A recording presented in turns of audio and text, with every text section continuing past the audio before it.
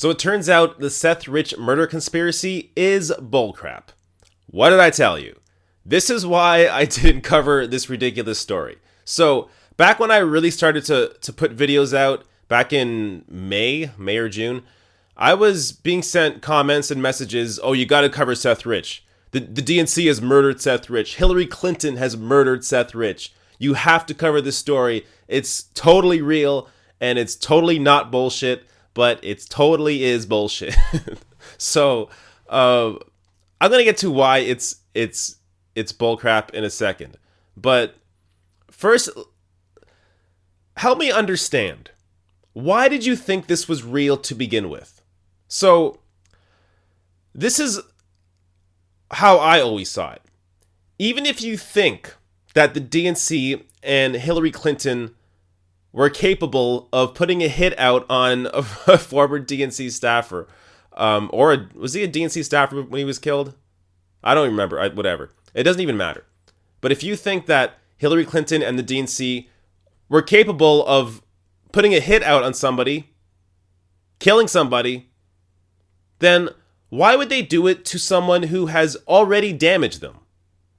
I mean, the WikiLeaks emails were already out. They were already given out to WikiLeaks. So what is killing him supposed to accomplish? Is this supposed to scare future staffers from leaking information? You think they would go that far because of a leaker, regardless of the information that was leaked? Come on. Like, use your brain. So, and the other part of this is, if you think he was murdered, like a hit out on him, then why wouldn't it be the Russians? Because they would actually have a reason to try and cover their tracks.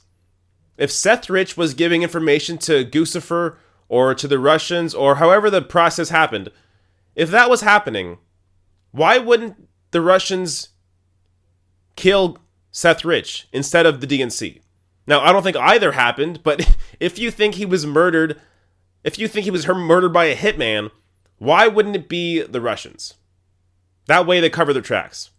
But anyways, so this story is not real. And one of the first big red flags for me, after regardless of all the other stuff, is the fact that his parents came out and said, stop politicizing our son's murder. They wrote an opinion piece about it because of all the crap that was going on. And because their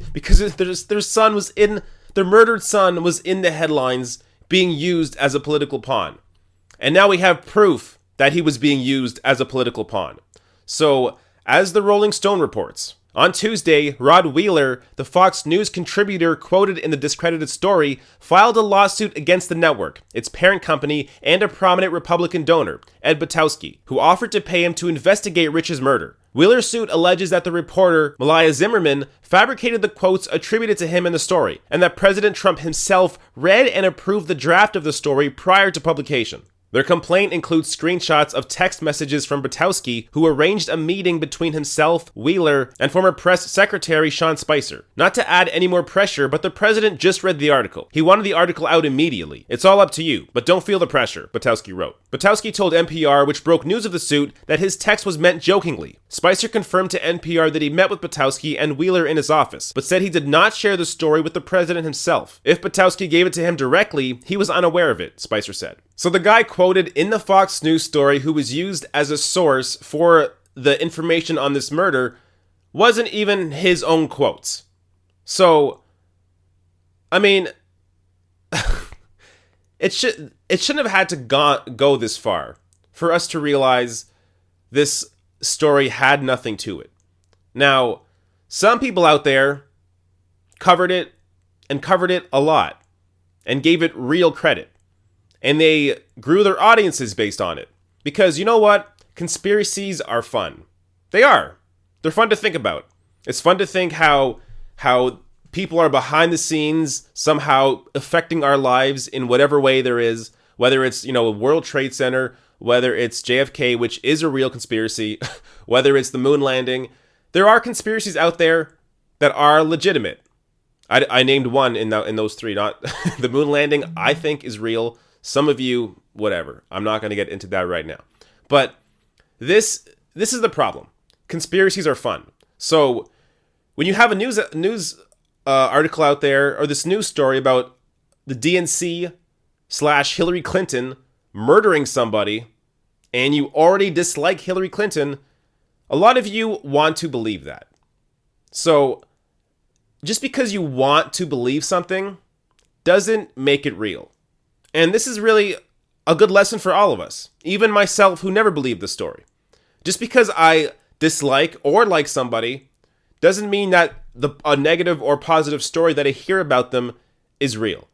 So we really have to stop, use logic, think about why this story may or may not make sense, and just come to a realistic conclusion.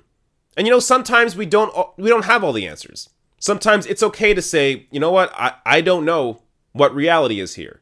But these are the facts. This is the direction it points in. And it's important to note, get the facts from all sides, from all angles. Think about it logically, not just in terms of what you want to happen or what you think is real, but logically in terms of just reality. So, like I was saying earlier, in reality, does it make sense for the DNC to murder somebody who has already done damage to the party? Does that make sense? Because there have been plenty of other people in politics who have done damage to parties, who have done damage to the DNC and the Democratic Party, and have not been killed. So, why would Seth Rich be killed after already doing the damage to the party? Now, you might have more of a case if the damage wasn't done, if he was about to share information and then he was killed. But that's not what happened. And even in that case, I would stop for a second and think, is a major political party really going to kill somebody? Really risk that? So whatever. I'm spending too much time on this already. So the story's not real. You out there who believed it, just get back to your normal life. There are actual things happening in the world that you should really think about and maybe worry about, but live your life. And if you hear a conspiracy, have fun with it. Be like, oh, isn't it cool if that's real? And maybe look into it. Maybe it really interests you. Really look at the information, and then look at the people who are discrediting it, and why it may not actually be real. But I don't know. Is there a lesson out of this? Maybe. Are you somebody who believed this story and are now realizing maybe it was a little ridiculous? Maybe it was a little too far-fetched? Let me know in the comments, because I'm curious if this information has turned people. Because maybe if you believe the Seth Rich conspiracy, maybe you still believe it. And maybe there's reason for you to question this information. I'm honestly curious. Let me know. So, I don't believe it, but you know what? Make your case. Okay? All right.